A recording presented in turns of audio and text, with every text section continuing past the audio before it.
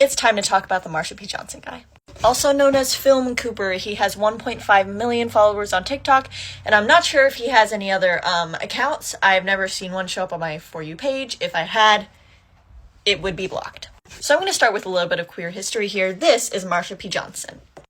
Marsha P. Johnson, originally known as Marsha Johnson, but she added the P for pay no mind, was one of the frontliners at the Stonewall riots. And while it wasn't clear exactly what she did during the Stonewall riots, everybody knows that she was a super integral part to that happening. And the Stonewall riots led to a lot of relooking at queer issues and queer laws that were passed. Overall, a really serious and amazing thing that ended up happening, and it's because of women like this. I would like to clarify just super quick because I feel like some people in the comments are going to talk about it. Marsha described herself in many different ways. Sometimes she described herself as a gay man. Sometimes she described herself as transgender, although that wasn't the verbiage that she used because transgender wasn't a popular term at the time. That was what she said. And sometimes she described herself as a drag queen. So I'm going to be saying trans woman in this video just because that's what people referred to her as the most. That's not me saying that that's what she was. I'm not sure, and she's not here to tell us. Which leads to the fact that she died under mysterious circumstances, so it ended up that she drowned. And at first, the police ruled it a suicide, but from more pushing from the queer community, especially in the area, they decided to reinvestigate, and they deemed it unspecific circumstance. So basically, they were saying, we don't know if it was a murder, a suicide, or an accident. We're not looking. Or they couldn't tell. I guess I don't know. My thoughts are they probably didn't care. So this woman possibly laid down her life for the queer community. Keep that in mind. And as you can see, she has a really specific, in-your-face, feminine sense of style. It's super beautiful, super amazing, and like, everyone wishes they could dress like that, the fuck? The problem is where this guy comes in.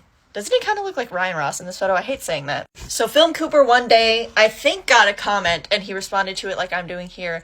And the comment was, where do you get your style inspiration from? Or like, how do you style whatever?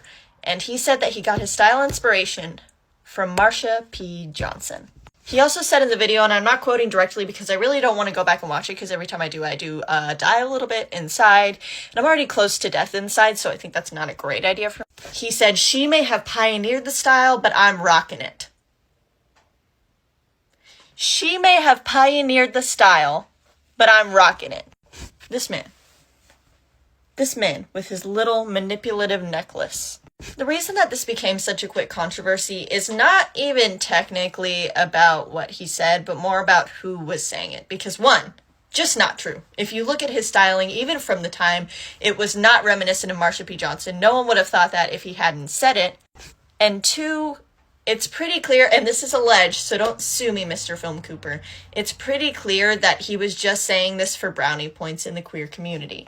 Probably specifically from queer women. And again, that's completely alleged. I don't want to accuse this guy of anything that isn't true, because even though I think he was weird for saying it, I'm not sure he's a bad guy. I think he's just probably, didn't think something through. But I think he was kind of flexing his very basic knowledge of the queer community and going, who's a style icon that I can say that I'm like? And he chose, like, not RuPaul. He chose not, like, Divine. He was like, yeah, I look like Marsha P. Johnson. It was just weird, because he doesn't dress like Marsha P. Johnson. And, everyone's pretty sure that he was just trying to be, like, cool and woke and oh my gosh, girls love me because I dress like Marsha P. Johnson. Embarrassing, honestly. So from then on, everyone started calling him Marsha P. Johnson. I honestly didn't know his real name was Film Cooper until I saw it show up on my YouTube. Fortunately for him, on TikTok there is an option where you can block certain terms. I have certain terms blocked from my comment section that I don't want to see. For a long time I had Veronica blocked because I was tired of seeing it. Don't fucking comment it on this. So you can block certain terms. And it's pretty apparent that at a certain point he got tired of being called Marsha P. Johnson and having that brought up when he was just making videos that weren't related at all. So he blocked Marsha P. Johnson's name from his comment section. And I think he also probably blocked Marsha and Johnson separately so that people couldn't say it like that.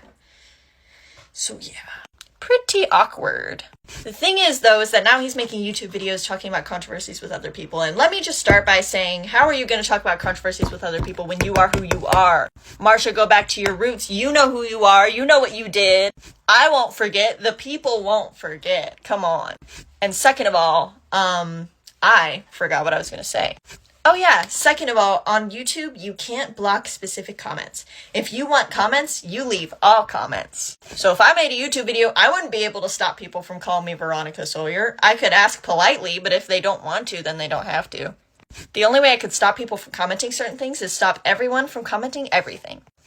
So even though I didn't click on his video because I don't want to give him attention on YouTube and I don't want for him to forget his past, I imagine that his comment section is not looking too hot right now. I just know there's someone in that comment section going, wow, Marsha P. Johnson really cares about Michaela Long, huh? Anyways, that's kind of the rundown.